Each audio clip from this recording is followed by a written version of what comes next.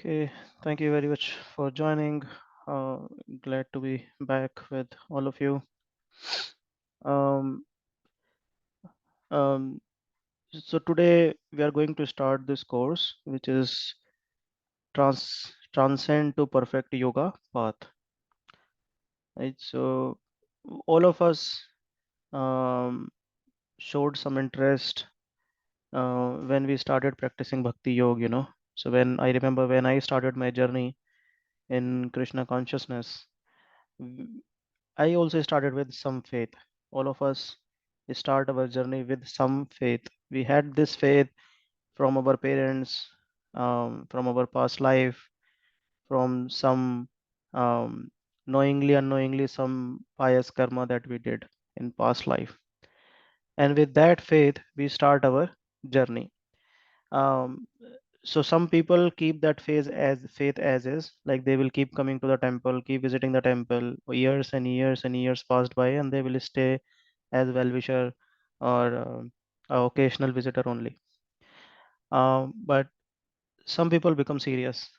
You know, they start attending these classes, and then they realize that there is a substance in the knowledge that Krishna is giving to all of us. And then they want to take it to the next level and to the next level and to the next level and next. So they don't want to stop. They're like more, more, more. And this is the sign of advancement, where we want more and more of this sort of association, where we are discussing the message of Srimad Bhagavatam and Srimad Bhagavad Gita. So with that perspective, I named this as Transcend to Perfect Yoga Path, because all of us as a Bhakti Yoga practitioner, we are trying to become perfect. Why we are trying to become, why we are trying to eagerly uh, waiting to gain more and more knowledge, you know, more and more uh, katha about Krishna, so we can make our life perfect and become a perfect yogi. So from this perspective, I have listed 20 topics. So one of them we'll cover today. So let me give you a glimpse of what these topics are gonna be. So out of these 20 topics, at least initially first 4 or 5 topics will be related with behavior. How do we deal with people in this world? Because even though we will be practicing our devotional life, we will be chanting, associating with devotees, uh, you know, um, having prasadam, and hearing Krishna Gatha, we have to still deal with people in this material world. Correct? We have to do our job. We have to take care of the family. So the 4 or 5 topics will be related with behavior. How do we behave in this world, right? So the first one is tolerant. Do we do we terminate? Shall we go ahead and terminate our relationships uh, with people out of not being tolerant, or we become too tolerant to break ourselves? you know so what is the limit, that after this no tolerance and before this let's keep tolerating? so so for that, from the tolerance perspective, we will discuss our first topic today. Then we will discuss anger. So tolerance and anger are related. So tolerance we will discuss today. Then the next class we will discuss anger. And then some people complain that, oh, this is mere bhag mein yahi tha. Some people say like that, na, that I had a bad luck. So we'll in the third session we will discuss how do we convert this misfortune into good fortune. The fourth one will be related with stress, anxiety, depression, and all those. So we will discuss what are the signs of stress, anxiety, and depression, and what is the remedy for them. And the fifth one will be the extension of the same topic: stress, stress, depression, etc. So the first 5 topics related with behavior. How do we deal in this world, and how do we handle them? Uh, Then another 5 6 topics will be related to self-development course. So I'm able to handle the pressure coming from outside world. Now, how do we take myself up, elevate myself up, and become more eligible to practice the devotional service, Bhakti Yoga? That we'll discuss in another 4 5 classes. Then we will discuss different topics which are important for a practitioner. Some of them topics would be like putting principles first. Like when we are in trouble, then we sacrifice the principle, we keep the principle aside, we're like, okay, thoda bahut to chalta hai, you know. So we'll discuss how principles are important to be followed first. So that is one topic, put principles first. And then we'll see the importance of guru. You know, some people say, oh, I understood the ABCD principle, associate, book reading, chanting, and diet. I understood that. Now why do I need someone to take me to this path? I will just keep following this ABCD principle and then I'll continue my journey. Why do I need a guru? So we'll discuss that as well. And then there are similar topics. Dutiful life is better because it comes with rewards. Then do your best, leave the rest. Higher taste, dutiful action, be detached, yet stay dutiful. And then fruits of obedience and release stem by self-esteem. So these are some topics that I have chosen from different speakers in ISKCON. They have been giving these lectures on these topics since years. So I choose this topic for my audience, and I am hoping that this would help all of you and in turn help me as well. So with the blessings of all previous acharyas, with the blessings of all the exalted devotees like yourself, those are giving me this opportunity. Let's start today's topic. Shall we terminate or tolerate? So these are the obvious questions those are asked. We ask this question to ourselves, we ask this question to our seniors. Should I prove my prowess to my enemy? Should I forgive like a saint and be mild? You know, will the word of exploiters not use and throw me? And what makes us win? Courage or considerate move? Uh, Sometimes I advise some people that no, it's okay, it's not big thing. Please tolerate it. And they say we are not saint like you. We will reply, we'll respond back. So we hear these arguments, and we hear the story of both sides. We hear the story where we are taught the tit for tat thing. Like this is a famous story, the fox and stork. So one time, the fox, a clever fox, he invited a stork at her house and offered some food to eat. But and fox was very clever, and she wanted to trick the stork, so she offered this food in a plate. So fox was able to nicely eat this food, correct na? But stork was struggling. How do we eat it, correct? So it was very embarrassing, and fox was like, oh, you are liking the food, right? And now what would stork say? She was like, yeah, yeah, it's okay, you know. So next time, stork said, "Oh, it was very nice food. I also invite you also come to my house, and I also want to offer you dinner." So next time, fox went to the dinner, and you see what did stork did? Stork offered the food in a like a narrow bottle. So stork was able to eat from this, but fox kept struggling. She was just licking her tongue from the outside of the bottle, you know. So this story is taught for tit for tat. You know, Similarly, some pastimes are shared to explain that we should be tolerant. Like there's a pastime from Gandhiji where one some article was printed. A news reporter wrote some article against Gandhiji, that Gandhiji is not a good person. He's doing this, that, blah, blah, blah. So the personal servant of Gandhiji went to Gandhiji and said that I want to teach him a lesson. You just order me. I want to write another article against that reporter. I want to tell the world how good you are and how bad that news reporter is. So I want to reply each and every um, uh, claims that he is making against you. So Gandhiji said that tell me one thing, if a shoe bites you, will you bite the shoe back? Then he kept quiet. He could not say anything, you know. So some pastimes are shared like this to explain us that we should be tolerant. But what do we do? Should we go ahead with tit for tat or we should tolerate? So let's see. Uh, in today's topic, we'll discuss five things. Out of five, three we'll discuss today, and then two we'll discuss in the next class. So first one is, how do great souls forgive, forget, and not maintain grudges?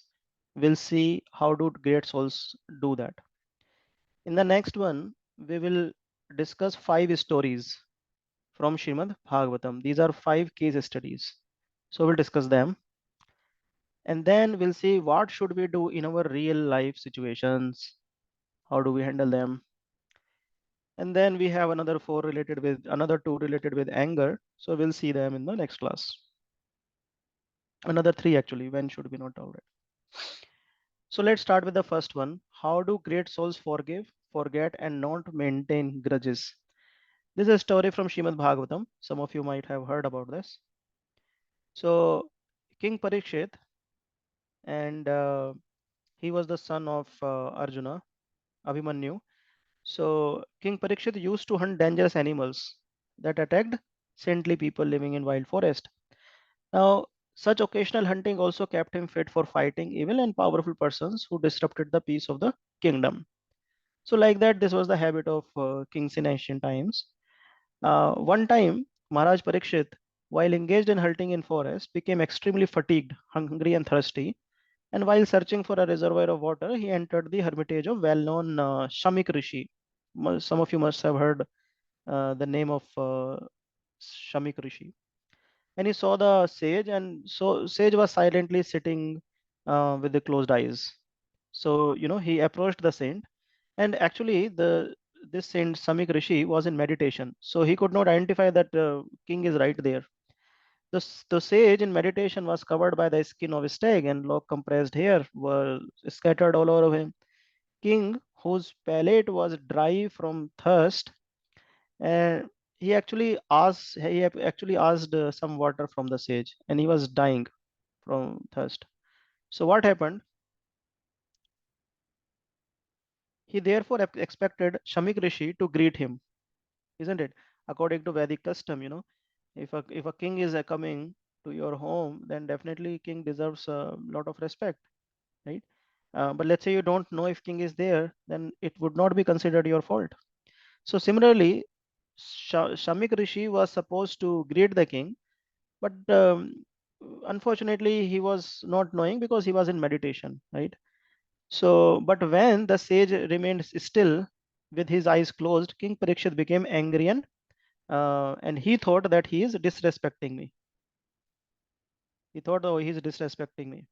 So what he did, um, he actually picked a died snake from there. So while leaving, the king, feeling so insulted, picked up a lifeless snake with his bow and angrily placed it on shoulder of the sage. And then he returned to his kingdom. You know. Now what happened? He came back and he kept thinking about his behavior. Actually, King Parikshit was very saintly person. You know, in fact, when Kali wanted to enter, when Dwapar ended and Kali had to come, Kali Yuga, Satyuga, Treta Yuga, Dwapar Yuga, Kali Yuga.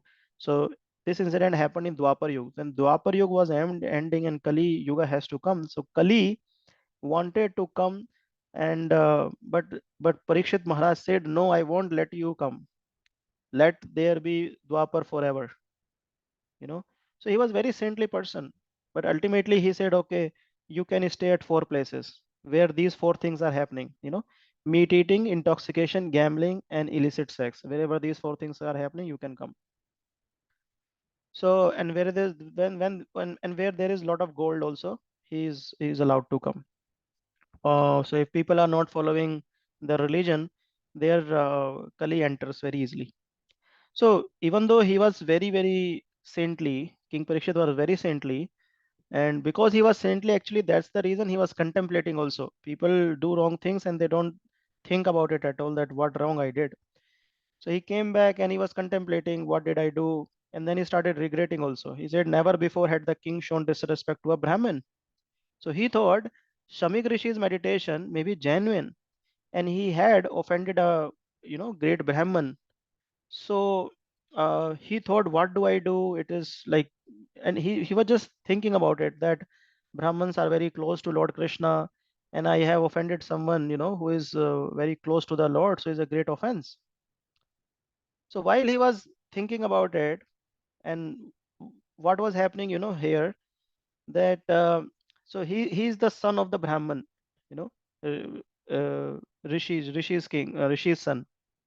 So he came to know from his friends that King Parishit came, and he put a dead snake on his father's shoulder. So immediately he became very furious, and and he was like, "How can a king do this?" Then he said, um, then he started saying this, "Oh, just look at the sins of the rulers, who, like crows and watchdogs at the door, perpetrate sins against their masters." So what actually happens, Kshatriyas, the kings, are supposed to protect the Brahmins and take care of the kingdom. So he's saying that the kings are like crows and watchdogs at the door, and the land actually belongs to Brahmins. So he's saying that Brahmins are the masters, and the Kshatriya, the kings, are the crows and watchdogs. So contrary to the principle, now he is saying, because he's very very angry. So he's saying that contrary to the principles governing servants, so he should be behaving as a servant, but he is behaving as a master. So he's saying, um, so the son is saying, he's shouting, he's in anger. So he's saying that after the departure of Lord Krishna, these upstarts have flourished like anything, and our protector being gone, because Krishna was protecting us, now they are trying to rule us. So he's saying, therefore, I myself shall take this up matter and punish him. Just witness my power. Then what did he do? He cursed King Parikshit. His eyes red hot with anger, touched the water of the river Kaushika, and cursed the king with words as deadly as thunderbolt. And he said, on the seventh day from today, a snake bird will bite the most wretched one of that dynasty, Maharaj Parikshit, and because of his having broken the laws of etiquette by insulting my father. So he immediately punished, saying that on seventh day the king will die, a snake will come, and he will bite, and king will immediately die. Like that, he cursed the king. And king, while he was there contemplating about it, how do I do? What did I do? He came to know about this, and now yeah, in the while he was contemplating, he concluded that he did wrong against for with Shamik Rishi, and it was very uncivilized behavior. He concluded that he understood that I was wrong. But while he concluded, king receives the message of being cursed to die within 7 days. You know, now you are sitting at your home. You did something wrong with someone else, let's say, and while you are realizing that you did wrong, immediately someone knocks your door and let you know that the person you did wrong with, he is coming with hundred uh, more people to kill you. Right? You will immediately probably bring 1,000 more people to attack him, or probably run away, isn't it? But devotees of the Lord are different, So let's see what Parikshit Maharaj did. Devotees of the Lord are so forbearing that even though they are defamed, cheated, cursed, disturbed, neglected, or even killed, they are never inclined to avenge themselves. We'll see a shloka also about this. So what he does? So he is King Parikshit. So King Parikshit goes to river Ganges, and he sat there, and he is thinking that it is the perfect time, because in my when I was a king, I had so many duties. I was not getting time to think what should I be performing as a right dharma, so I can perfect my life after that death, so I don't get stuck in this body. So now he sat on the bank of the river, and he is thinking, how do I make my life perfect? What do I what a person who is at the verge of dying should be doing, so that he doesn't take the birth again and goes back home, back to Godhead. So all these sages, you see, all these sages, they come from different part of the universe. Different, because when they heard this news, and King Parikshit was known for his saintly nature. of across the universe. Everybody knew him. So when this news is spread all over the universe that King Parikshit is gonna die in 7 days, and he has left the kingdom, he's sitting at the corner of the Ganges. So even people from heavenly planets also came to suggest him what he should be doing at the time of death, so that he doesn't um, get into this body again in the next birth. So some people were following Karma Yoga, Dhyan Yoga, Ashtang Yoga, different yogas they were performing. Like you are sick, so you visit different doctors, right? So similarly, different people were following different things. So all of them came to suggest different things to Maharaj Parikshit. But at the same time, who came? Sukdev Goswami came right there, and as soon as Sukdev Goswami came, he everybody paid obeisances to Sukdev Goswami, and and all of them. And all of them, like all the demigods, all those sages also paid obeisances to Sukdev Goswami. Now, Sukadeva Goswami, even though he was 16 years old, why everyone else is paying obeisances to Sukadeva Goswami? Because everybody knew that Sukadeva Goswami is an exalted soul, you know. So age doesn't matter because he's a transcendental personality. So even his guru, who was his father also, Vyasdev ji, and Vyasdev ji guru, Narad ji was also there, and they are all here to hear from Sukdev Goswami what he should be, what he will be doing now, what he will be asking Parikshit Maharaj to do. And at that time, Srimad Bhagavatam started. So here is Sukdev Goswami and here is Parikshit Maharaj. Now Sukdev Goswami is narrating Srimad Bhagavatam to Parikshit Maharaj, indicating that this is the perfect thing one person who is at the verge of dying should be doing. Now, what happens if you look at what happens? So, king comes and then he throws a snake on Rishi's shoulder, and then here his son is hearing about this incident and he cursed the king. But when the son comes back home, he is actually crying. He realized that yes, I did something wrong actually, and his father says, "Hey, my dear son, what happened?" Then he says, actually, I heard the news that King Parikshit came and he threw a dead snake on your shoulder. So I cursed him and now I'm very upset. Now his father said that you should not have done this. Why? Because King Parikshit is a saintly person, and out of some reason he did it, out of some emotions he did it, but you should not have cursed him so badly because he is a very saintly person. Now you see the reaction of great souls in this. Something happened, but the contemplation is the great soul King Parikshit is saying, I did wrong. I should not have done this. And this person, the son, is also contemplating. He's saying, oh, what did I do? I should not have done it. And even Rishi also saying that yes, you should not have done it, and it is not proper behavior. And he is also not saying, otherwise Rishi could have said, how can a king throw a snake? I am also going to curse him. you know Sometimes it happens, in families, if a child is crying for something, we take the child and we'll go to the other family and start fighting with them. But the behavior of saintly people is that they tolerate. Even they even after this incident, Rishi takes his son to King Maharaj Parikshit and says that, please forgive my son. He has done this offense. Please forgive us."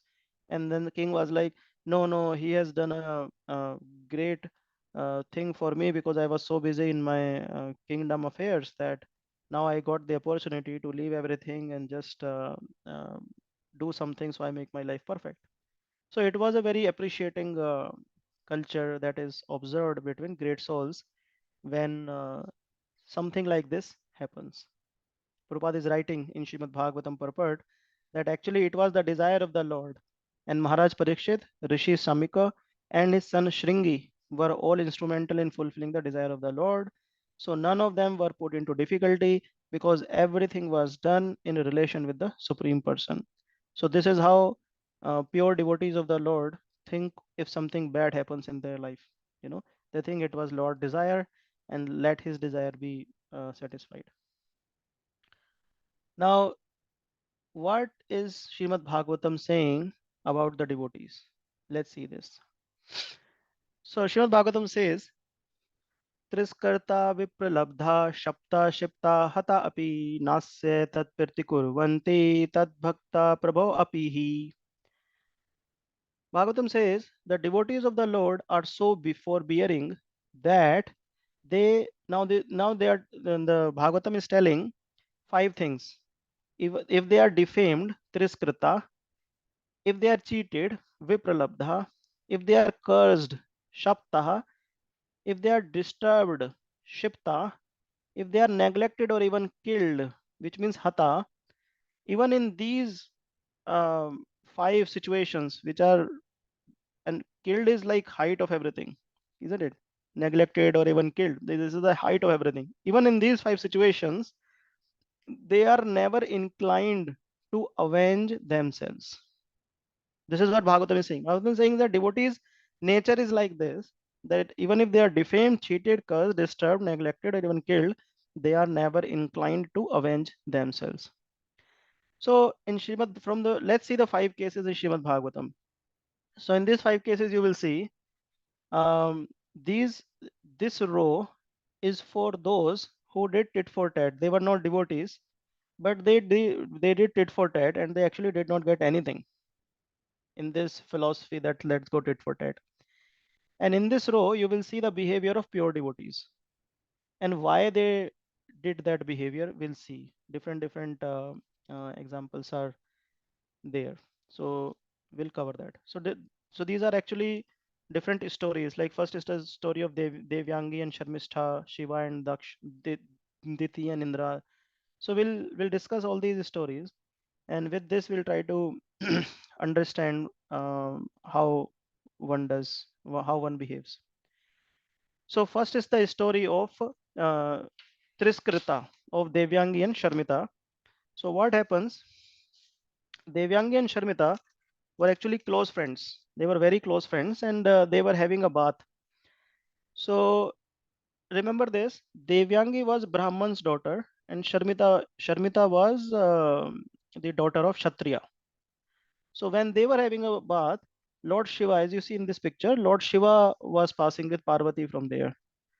And because they were having bath, they were not having clothes on their bare body. So immediately when um, Devyangi looked at it, Devyangi covered her body. But because she was in a rush to cover her body, she took Sharmishta's clothes and covered her body. You know.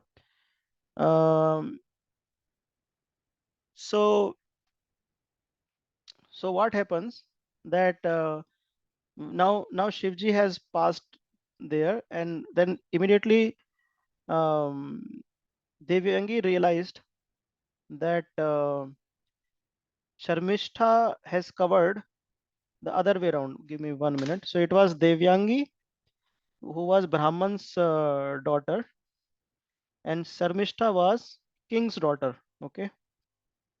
So actually, the king's daughter covers Brahman. So Sharmishta covers her body with Devyangi clothes. So Sharmishta start crying at Devyangi. No, Devyangi starts crying at Sharmishta. Sorry, Devyangi starts crying at Sharmishta that how can you use my cloth? Um, and this is not proper behavior. That you are Kshatriya. How can you cover? How can you use my clothes? And she scolds her like anything. And because so in a way, actually, Devyangi was attached to her clothes, and she was like, "How can Sharmishta can use my cloth?" And actually, Sharmishta did not do it intentionally. Sharmishta did it by mistake. Correct now. Now what happens that Devyangi gives Sharmishta. Uh, Devyangi started scolding Sharmishta like this. So it's like insulting Sharmishta, defaming. So Sharmishta responds back with what? With action. You know, there is word. Insulting is happening through words, and then Sharmishta responds back. Usually Brahmins use the word, and Kshatriya use action. in a good sense. Like Brahmins will be, like Dronacharya was there, or you see Vashisht was there with Dashrath Maharaj. So Vashisht will guide Dashrath Maharaj, and Dashrath Maharaj will accordingly kill the demons or rule the kingdom. There was action. Now, now the same thing is happening here, but in other way around, like in the sense, in a negative sense. So Brahmana's daughter Devyani is speaking ill words to Sharmishta. She is insulting Sharmishta. Now Sharmishta takes action. What she does, she throws Devyangi in a pond right then and there. So, what is happening? If you are insulting me, I'm gonna insult you back. This is what happened between Devyangi and Sharmishta. But you see, in the same incident, similar incident when happened with the Shiva. So what is happening in, as you see in this picture, the Daksh Prajapati was there, and every he was organizing a big sacrifice.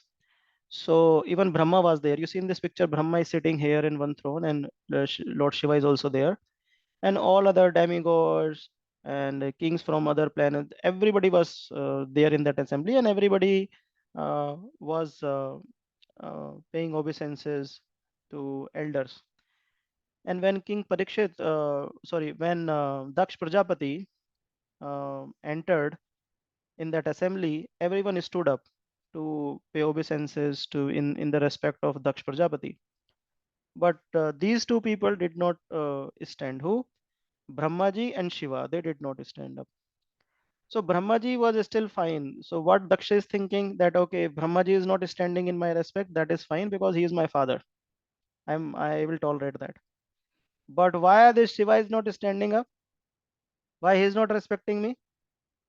Now remember this, Shiva is the son-in-law of Daksh Daksh Prajapati's daughter was married to Shiva.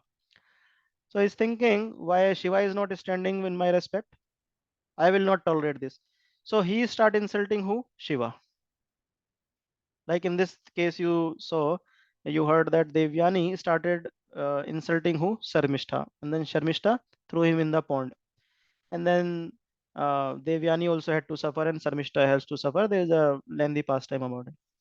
Now, in this pastime, you see Daksha Prajapati is also insulting Shiva, but how Shiva is responding? Shiva leaves the assembly right then and there. Shiva is not responding with action or with some ugly words back to Daksh Prajapati. He said no. He is not spoiling his Krishna consciousness. You know, he just leaves the assembly very peacefully and goes back to his home. Even though you will read in Srimad Bhagavatam that Shiva's associates are responding to Daksha. How can you say Shiva like this? And Daksha associates, you know, the party, Daksha party, they are also saying, "Oh, why he should not be saying. He's saying right to Shiva. Shiva should be standing up." So there is a quarrel happening between Daksha party and Shiva's party. But Shiva, he is not spoiling his Krishna consciousness. He silently leaves the assembly. You know. Why he is not fighting back? Because he does not want to disturb his meditation. So similarly, you see, if we are insulted, we have to think of our chanting, our meditation on the Supreme Lord. If we will fight, what would happen? Next day you will be chanting and you will be thinking, देख लूंगा उसको मैं, बताता हूँ उसको मैं कल. So your chanting is getting spoiled, na? So what is the best way? As far as possible, leave away from these fights. And if the situation is coming where someone is insulting, we can follow the footstep of Lord Shiva. Leave the place immediately and give some time to the other person, some daksha kind of person, to get settled down in his emotions, and then we can again talk and ask forgiveness and those things. So this is one thing that we can learn from Shiva's behavior, not to break our meditation on Supreme Lord. This is how Shiva responded. Now Vipralabdha cheated, you know. So there is a pastime in Shrimad Bhagavatam, Diti and Indra. So what happens? All of you know all of you know about Hiranyaksh and Hiranyakashipu, right? So Narsimhadev, so Lord Vishnu took incarnation as Narsimhadev, And Narsimdev killed Hiranyakashipu, and after he killed Hiranyakashipu, um, he gave so much love to Prahlad Maharaj, and then he went back to his abode. So after this incident, what happened? Diti was the mother of Hiranyakashipu. So she felt very bad. She, she was like, "Oh, my son got killed, and it happened not because of Narsimdev or Vishnu. It happened because of Indra." You see, actually, Vishnu is killing Hiranyakashipu, isn't it? But Diti is saying, no, no, it was not Vishnu's fault. It was Indra's fault because Indra called Vishnu and he asked Vishnu to do it. That's why Vishnu did. So it is Indra's fault. He should not be calling Vishnu. So she said, I will take revenge with Indra. I want to beget a child who is so strong who can kill Indra. But you need a lot of power to beget such children, isn't it? So Diti served her husband very nicely, and then and then her husband said, okay, if you follow this vrat, then at the end of the year, you follow this vrat for 1 year. At the end of the year, you will beget one child, and that child can kill Indra. That child will be so strong that he can kill Indra. But remember this, my dear wife Diti, remember this. If there is any mistake you will do in following this brata for whole 1 year, anytime if you do any mistake, then you will not get one child. You will get 49 children, and all of them will be favorable to Indra. Like they will be like protector of Indra. Instead of killing Indra, they will protect Indra. So make sure you follow this vow very nicely for 1 year.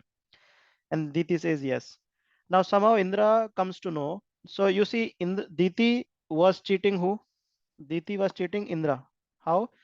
Because when Indra came, actually Indra came to know about Diti's vow that she's gonna follow this Brat for 1 year. So Indra came to Diti and Indra said, "My dear mother, I want to help you in your Brata. I came to know that you want to fulfill some desire, so I want to help you." And Diti said, Diti did not tell Indra that I am actually following this Brata for some to beget some children so he can kill you. So now both of them are cheating each other. Huh? And then Diti makes some mistake, and at that time Indra uses his siddhi and enters in the womb of Diti, and he interfered and aborted the fetus. Um, and so and then Maruts were born. So 49 Maruts were born. So 50 people, 50 souls come out of Diti's stomach. 49 Maruts and one Indra. Now Indra thought that why I'm killing them, because they are all saying don't kill us, don't kill us. We are here to serve you. We are here to serve you. So Indra forgives them, but then he turns towards Diti and he says that I'm sorry, mother. I actually came to kill them, but they are now protecting me. Then Diti says, yeah, yeah, it's okay. You can go with them, no problem. So they were cheating each other, but what did they get? Nothing. You know, Nabha is another pastime. Nabhag was actually the father of uh, he was the father of King Amrish. You know, so was uh, Nabha became a brahmachari in a young age, and he went to Gurukul, and he was nicely serving his spiritual master, and he had his brothers and all family back home, and his brothers thought that now he's a brahmachari, he will not come back. But at the young age, he's like 23, 24 years old, Nabha came back to his family. And at that time, his brothers were dividing his father's property. And then they thought, oh, Nabha is back. We'll have to, have one more share for Nabha to have it, you know. But then they thought that then we will get less. So they said, Nabhag, we have divided the property almost already. So, but we will give you the most precious thing. What do? You keep our father. No problem. You keep our father. So Nabha said, okay. So Nabha came to his father and then he said that my brothers are very merciful. They gave me yourself to take care so I can make my life perfect. And his father said, no, my dear Nabhag, you are very simple-hearted. You don't know that your brothers are cheating you. But I will not. Uh, uh, but I will give you something. You do one thing.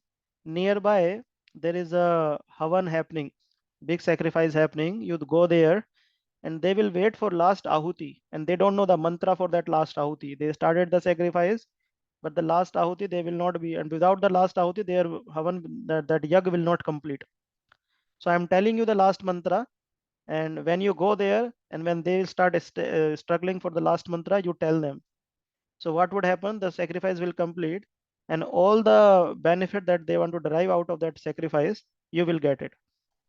Then Nabha said, okay. So he went there. So when he went there, the same thing happened. All Brahmanas, those were performing the sacrifice, they struggled at the last moment. They were like, what is that mantra? And Nabhag's father was also a Brahman, so he knew the mantra, and the same mantra he gave to Nabhag. So Nabhag said that I know that mantra. And he told all those Brahmanas. And then Brahmanas used that mantra. And from that sacrifice, so much gold uh, came out.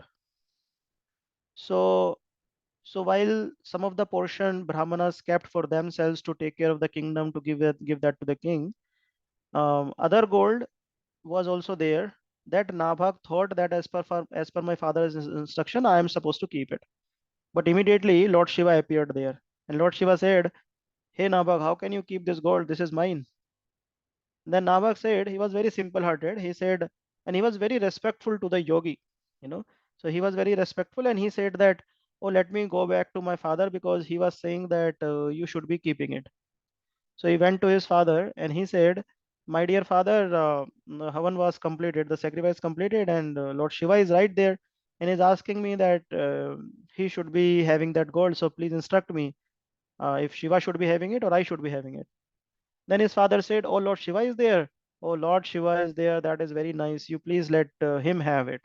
And he is the he is the he is the supreme destroyer and of this material world. So let him keep it." So he said, "Okay." So he came back to Shiva and he said, "My dear Shiva, my father has told me that let you have this all gold. So you please have it."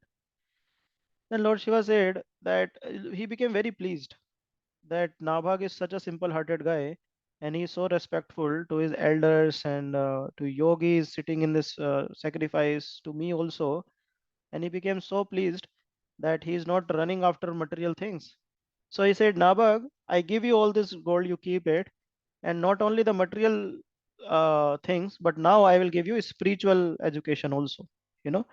So Nabhag, who was supposed to get only God, now is getting spiritual knowledge also, that Krishna is the Supreme Lord, and all those messages that Krishna has given to Arjuna. So Nabhag became a great devotee of the Lord, and subsequently we see that his son Ambrish Maharaj also became a great devotee. So you see, even though in the pastime of Diti and Indra, they were cheating with each other, isn't it? But what they eventually got? They eventually got nothing. But in the case of Nabhag, even though his brothers were cheating with him, he said, "It's okay, I will tolerate it." And in fact, he became very grateful to whatever he got from his brother. Even though he got all, his father only, but he said, "No problem, I will take care of my father." So he tolerated that. And not to the tolerate, but he was even respectful to his father. He was not saying, "Oh, my dear father, how would I take care of you? You should have at least told to my brothers that give me something. You did not retaliate, you know." Or he did not do anything. He very gracefully accepted his father to take care of, and then he followed the instruction of his father, Brahmanas, and Lord Shiva. So he was very respectful to Brahmanas, yogis, and demigods. So we see the behavior of the great devotees when they are cheated. They don't go and retaliate towards that. Okay. Now the third thing is shaptaha. Shapta means curse. So we'll see how there are different stories. We see two different stories of curses. So one story is Kach and Devyani. They curse each other.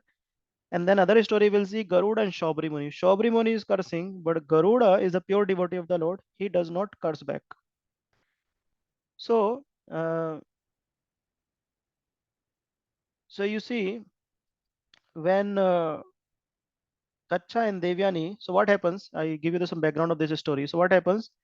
That one demigod, so he was the Kach was the son of Brahaspati. He was the son of Brahaspati, and he wanted to learn the art of Mrityunjay mantra. You know what is Mrityunjay mantra? Mrityunjay mantra means a mantra that can bring anyone back to life. That is the mantra. So Shukracharya, who is the guru of demons, he used to know this mantra. So son of Brahaspati came to Kacha. Kacha came to Shukracharya to learn this mantra. So he came here and he started getting this education from Shukracharya. And Shukracharya had this girl named Devyani. So Devyani uh, was very attracted towards Kacha. So every day Kacha will come, learn the art, go back in the evening. So Devyani would always look at Kacha, and she would think that, oh, she this Brahmana is very nice, and I should be marrying him. Like that he will think. She will think. So when education was complete for Kacha, Kacha said the final bye bye to his guru Shukracharya. Devyani came and she said that please take me also with you. But Kacha said that why you should be here. Then she said, no, no, I like you very much. You please marry me. I want to go with you. Then Kacha said, no, no, you are the daughter of my guru, and daughter of the guru is to be worshipped as guru himself. So I can't marry you. You are guru for me. And she said, no, no, I don't want to hear this nonsense. You please marry me. Then Kacha said, I am sorry, my dear mother, I can't marry you at all.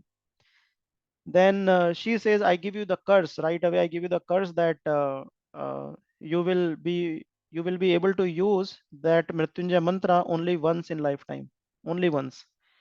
Then Kacha said, Devyani, you did very wrong. I also curse you that you will not be able to marry a Brahmana ever in your life. You will be married to a Kshatriya. So like that, they give curse to each other and they don't derive any benefit out of it. On the other hand, we see the pastime of Garuda and Shobri Muni. So Shobri Muni was a yogi. He used to sit inside the water, and as you know, there will be a lot of fishes in the water. So they requested Shobri Muni that Garuda comes here, and we are always very fearful because whenever Garuda comes, he eats us. Then Shobri Muni shows some compassion against for these fishes, and he says that. Don't worry, when Garuda will come this time, I will not let him eat any of you. Don't worry, I'll protect you. So when Garuda came, Shobri Muni said, hey Garuda, this is my area. If you want to eat fishes, go elsewhere. Then Garuda said, Garuda paid a namaskar to Shobri Muni, and he said that um, I come here, this has nice fishes. So then Shobri Muni said, no problem, no, no, I don't care at all. You go from here.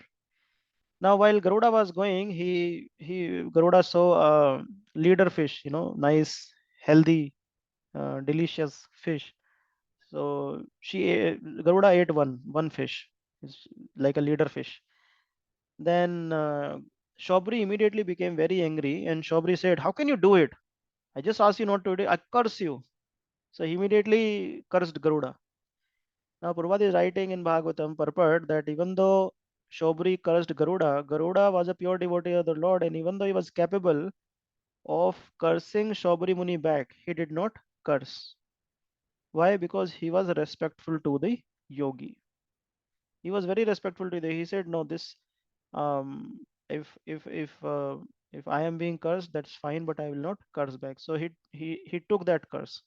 But in the case of Kacha and Devyani, you see that they are cursing back and forth to each other, right? But the pure devotee of the Lord, they are respectful to the yogi. We see fourth story about Shipta. Shipta means neglected. So one story comes in Mahabharat, Drona and Drupad.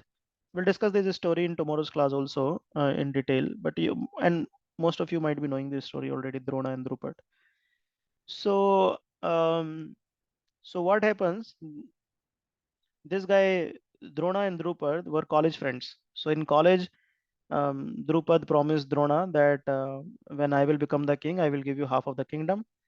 And after their education was complete, Drupad became the king. So Drona came one day, and so Drona was expecting that he will give me half of the kingdom, but Drupad not only gave him the kingdom but also insulted him. So Drupad came back, actually neglected him. Shipta means neglected. So he neglected him completely and did not discuss the promise that he made. So Dronacharya was actually confused why he's doing like that. So, but then he very soon he understood that he doesn't want to give me his kingdom. That's the reason he's neglecting me. So he came back, and then he trained the Pandavas and Kauravas. All these Kauravas and Pandavas were Dronacharya's students. So after their education was complete, Dronacharya said, "I want one thing from all of you." He said, "What?" Then yeah, they said, "What?" Then this guy Dronacharya said that all of you go to Drupad and hold Drupad from his hair and throw in front of me, and I want to take revenge. So then first Duryodhan actually went there with all the Kauravas, other 99 brothers. Duryodhan went there, but and they had a good fight with Drupad. But Drupad was also a great warrior, so he defeated them, defeated all the 100 brothers, and they were and they came back to Dronacharya, and Dronacharya understood that it is not you know these Duryodhan and party cannot do it. So then he sent Arjun. Arjun went there, and he had a good fight with Drupad, and he defeated Drupad. And then he hold Drupad from his neck and threw in front of Dronacharya. And then Dronacharya was very pleased. And then he looked at Drupad and he said that you were saying I will give you half of the kingdom. Now all of your kingdom is mine. What to talk about half? No, you are in my feet and all of your kingdom is mine. But then he says, okay, I am awarding you all of my kingdom. Go and uh, rule the kingdom. Go. But remember this, your kingdom is my kingdom. It's not your kingdom. I am giving you.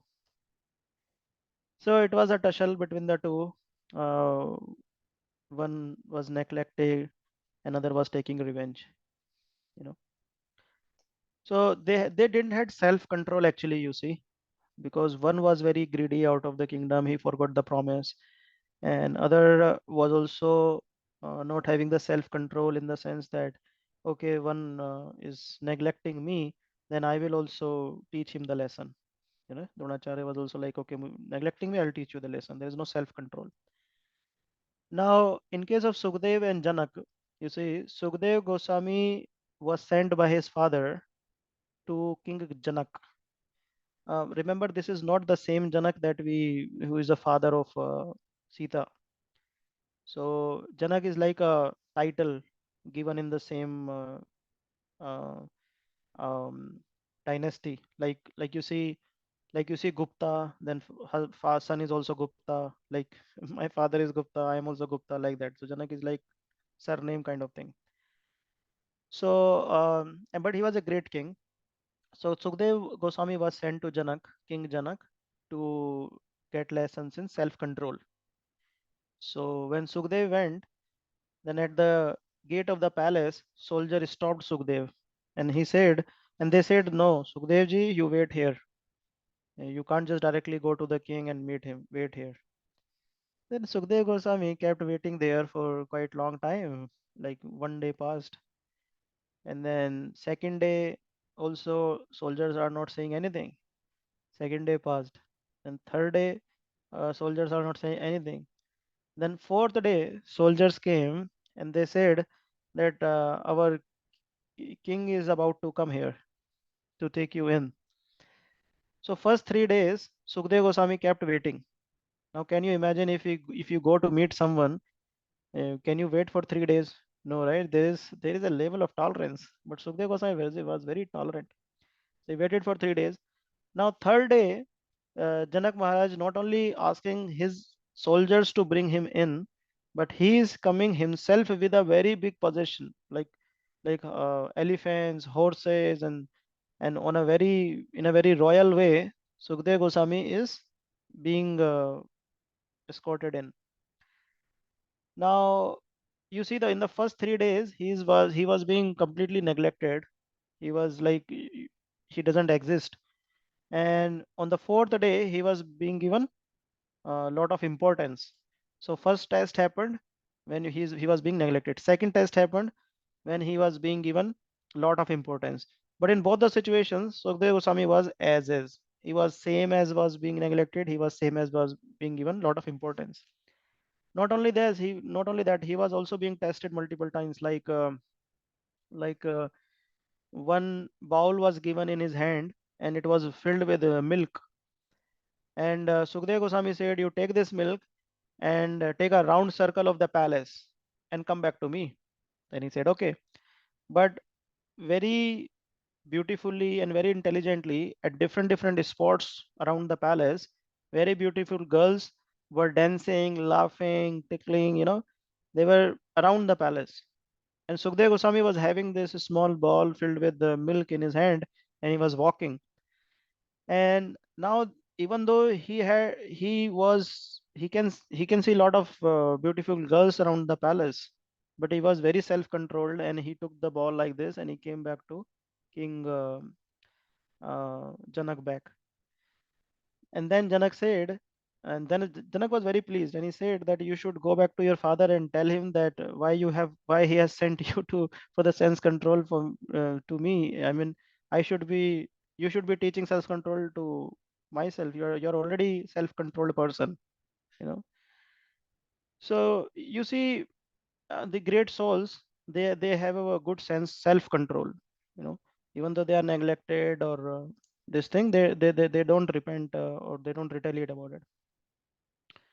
The fifth story we see about Hatha means killed, you know.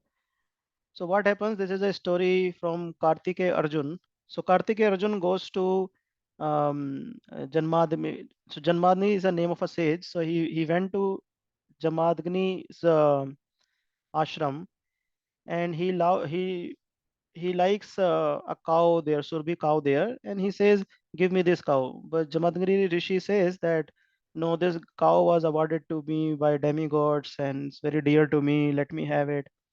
King says that, "No, you should not be keeping this cow, and the cow and other opulences are for the king's enjoyment. So give me this cow." But Jamadagni was a little reluctant to keep it. So so what did so Kartikeya Arjun, he created a lot of mess in the ashram and he went back. So when he went back, and then the Parshuram came. So Parshuram was the son of Jamadagni. So he came back to the ashram and he came to know that Kartikeya Arjun, and he came and he did all this mess in the ashram. So he went to Kartikeya Arjun and he killed Kartikeya Arjun. Now, in response to that, all the sons of Kartikeya Arjun, they came to Parshuram ashram and they also killed Parshuram's father, who Jamadagni. So they were like, "Oh, you killed our father, we also kill your father." So this was the reaction uh, between this was the reaction for Hatha killing. Now you see, if we look at the pastime of Draupadi and Ashwathama, what is happening there?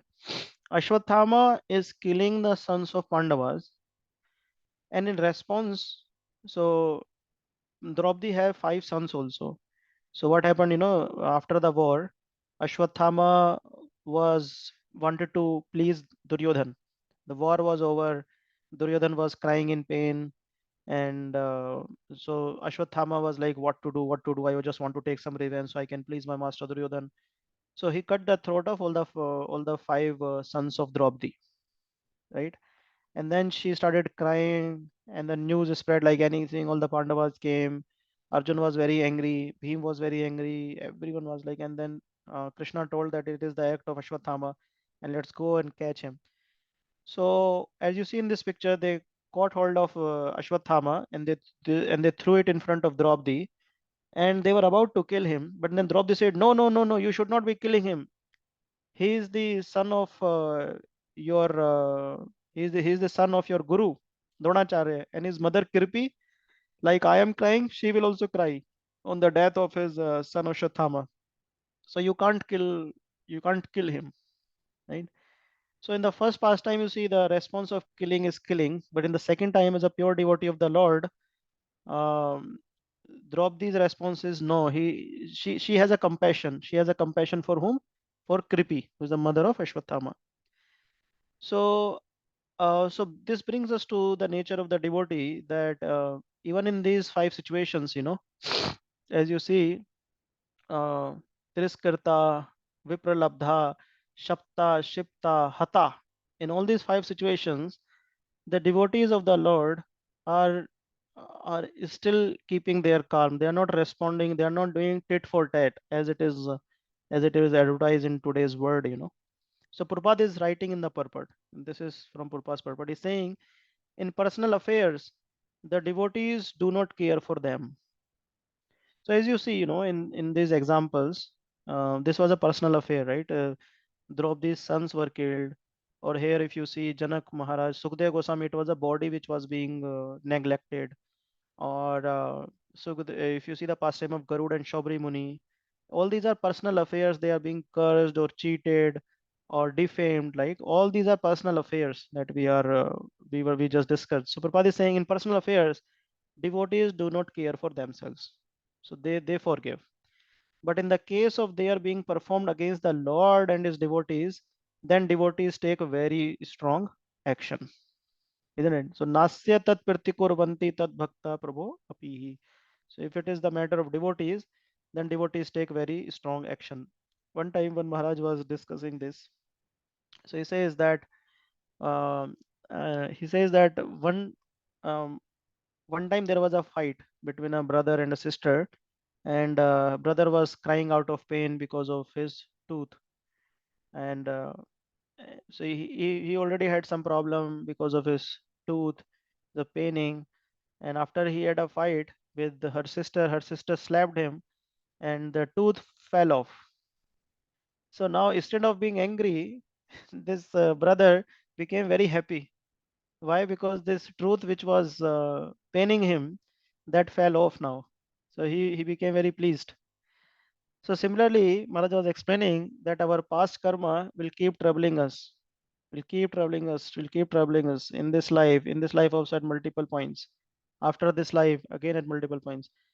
Is better to get this cleared off if someone is doing us these five things that we just discussed. So let this clear off. We become tolerant, and we tolerate all these things that are happening to us, you know Triskirta, Vipralabdha, Shapta, Shipta, Hata, Api, then it is very good if we are tolerating it, because our past karma is being cleared. It is good that it is being now dropped, because it will trouble us like anything. So we should be very grateful to the other person who is doing this to us. Instead of taking strong action for the personal affair, yes, but if he is doing any harm to our temple or to the devotees, like the Purpat pastime, what happened when devotees will go for the book distribution at the airport, some people from other fanatic religions, they will come, and they will start beating the devotees. Then devotees will run away, and they will like, okay, next time we'll not go to that airport, so they will go to another airport. And very soon these fellows, the fanatic people, they will come to know that devotees are now that the other airports, will come there also, and again they will start beating them. um, so what did devotees do? They found out a strong, heavy, bodybuilder devotee. So next time when they went for the book distribution at another airport, and at that their third airport also, these fanatic people came. But this time, these devotees had these big builders with them, big bodybuilder devotees with them. And so now there was a fight, and these fanatic people learned their lesson, because they got a fight back. So when this news reached to Prabhupada, and it was told that Prabhupada was told whole story, that first airport, second and third. Then Prabhupada said, this is the right thing they did, right? We should be defending ourselves.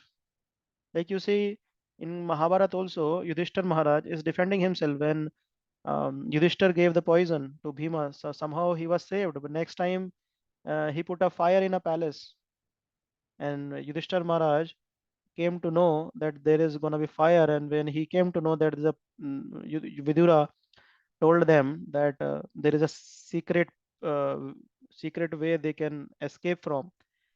So they escaped themselves, you know. So we have to defend ourselves, you know. One time I remember I was listening this when Mataji came to when Maharaj was sharing this pastime. He said that when Mataji came to him, and she said that it is my house is always a Kurukshetra war. Me and my husband keep fighting. So Maharaj said, okay, no problem. You take this some sweets Maharaj gave. So Mataji said, okay, how much I have to take? Do I have to take it one time? Or Maharaj said, no, no, you keep it. But remember this, you have to take this small bite of this sweet only when your husband will shout at you. And you have to keep this in your mouth and don't have to say anything. Just keep your mouth shut and you don't have to swallow this sweet. Just keep it in your mouth. Then she was like, okay. So she came back and she told her husband that don't come in my kitchen.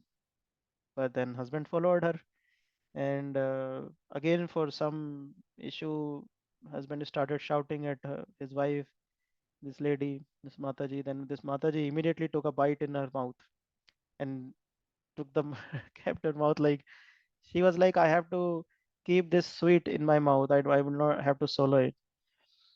And so like that, husband was like, now what to do? Because so he lost the enthusiasm. So if there is any retaliation, then there will be the enthusiasm for fight. But there was no retaliation, so enthusiasm was lost in the other party, you know. And then she came back after a few days and told Maharaj that now Maharaj, my house, which was Kurukshetra war earlier, now it is Vrindavan. We are having because there is no fight, right? Because you are not retaliating. The enthusiasm is lost for the other person to fight. I seen one time when we were in Pune, uh, I was in the book distribution party with three, four devotees. So all of them were riding like we had bike. So one devotee was driving, riding the bike, and I was sitting behind him.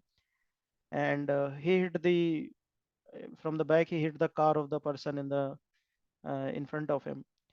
And the person immediately took his head out of the car and he looked at it, started abusing the devotee, and I was new that time. So I was also trying to learn different things. So that devotee, who was riding the bike, he immediately paid obeisance to that person who was shouting, and I was also shocked. What is this behavior? Generally we don't see that in the life. Especially from the region that I come from, like especially in Delhi NCR. There's a lot of road rages we very occasionally see on the road, and one person starts shouting, another person starts shouting, and then crowd starts gathering there, and a big drama.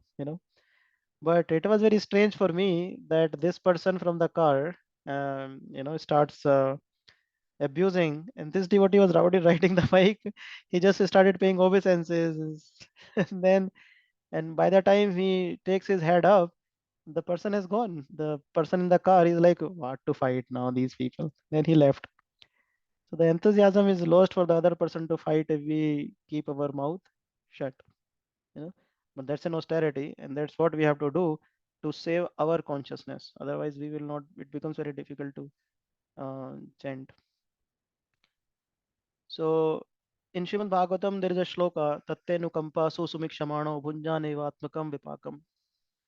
It says that um, it's a prayer. It says, my dear Lord, one who unlessly waits for you to bestow your causeless mercy upon him, all the while patiently suffering the reactions of his past misdeeds. So because of these past misdeeds, we get all these things in our life.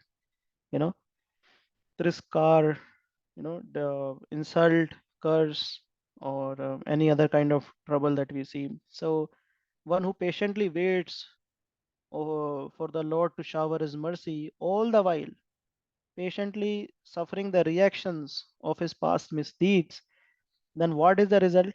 He is eligible for liberation. He can claim his position in the spiritual world. So sometimes people say, for how long I will keep tolerating? See, just keep tolerating is not a losing game. That one person keeps shouting and I'm losing something. No, you're not losing. You're actually securing your position more and more in the spiritual world. So you are not losing. And look at the other person. See, let's say there is you are in a room and say there are a lot of people in the room. You are one of them, and now the room catches fire, and someone is dropping a rope from the top. You say there is a small hole. There's a small hole, and there's a rope coming from there, and there is a way you can hold the rope, start climbing, and get out of the room. Let's say, and in the room, while the room caught fire, the other people are shouting at you. What will you do? You will start shouting them back, or you will catch the rope and go out of the room. Huh? For sure, you will say, no, why do we waste time in fighting with these people? Room caught fire, will get out of the room, correct? Similarly, this material word is said, sansar dhava nalilid loka, which means this material word has caught fire. It's burning every minute, every second. So why do we waste time in fighting with people, in arguing with people? Better we catch hold of holy name, association of the devotees, Hari Katha. We get a strong hold of this and get out of this world. Why to waste time in this? So in most of the situations, I have personally seen the principles that Lord Shiva is teaching us. Leave the place for some time. If there is a situation, leave the place for some time, and give the other person also some time to realize he's mistaking and come back and let the dust get settled down. Mm, Why to retaliate? But in some situations like this, I know there are some situations we'll have to do that. So we'll discuss that in the next session, where we have to really make a point. But like as a teacher, you have to be little bit angry on the student. As a parents, if you're not angry, then children might get spoiled. So similarly, we'll have to see. But there is a principle that Narad Muni is teaching, and with this principle, we can always be happy in the material world while we deal with people. Narad Muni is saying, I will read the translation because we are over time. Uh, Narad is teaching that every man should act like this. You know, he's saying, um, when he meets a person more qualified than himself, he should be very pleased. Uh, so you respect the qualified person, don't argue with him, be very respectful because he is elder to you, he is more qualified to you. So meet him very in a very pleasing mood. When he meets someone less qualified than himself, he should be very compassionate. So when you meet with seniors, meet meet with them with a due respect, with very respectful mood, in a very pleasing mood. When you meet with a junior, meet with them in a very compassionate mood. And, and when you meet with equals, then you develop friendship with them. Narad Muni says, in this way, one is never affected by three modes of material nature. So actually, these three modes of material nature, when they become prominent, then all these thing affect us. We start shouting or responding back to these situations. But if Narad Muni is giving this formula that if you are meeting with seniors, then what do? Respect, full respect with very senior. Equals, then comes friendship. If these are equals, then develop friendship with them. If they are junior, then compassion for them. Compassion means loving full love for them, like give them some small gifts, talk to them nicely, what they are doing, what not. It's very simple. Feel compassion for them. Don't try to teach your junior unless until it is not in your jurisdiction. For example, let's say you are parents, then you'll have to teach. Those are different things, but should not be like you are teaching all the juniors thinking that you are the most knowledgeable person. Or let's say this is a or let's say equals. Sometimes in equals we try to boast how uh, how qualified we are more than our equal. So we should not be doing that. We should be having friendship with equals. And in case of seniors, we should be respectful to them. We should be ready to listen from them instead of teaching them how learned we are. So if we follow these three things, respect seniors, friendship with equals, and compassion for juniors, we can stay very peacefully without being affected by three modes of this material nature. You know, and the same principle applies in Vaishnav etiquettes also. You know, whenever you know that these are the senior devotees, we should not be teaching them. We should be listening them.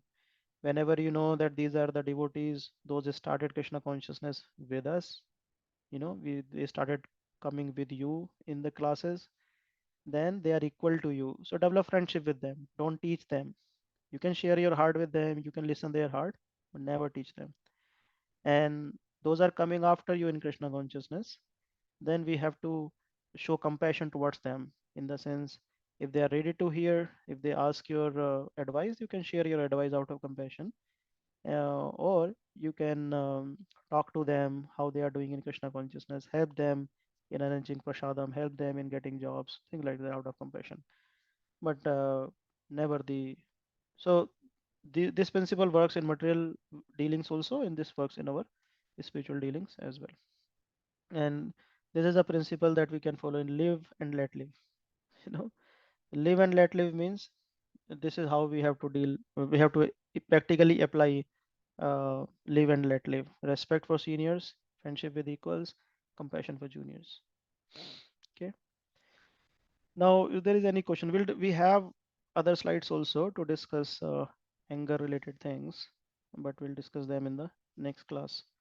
I got little overboard today. Mm, is there any question we can discuss? Um, Thank you, Prabhuji. This was really, really insightful.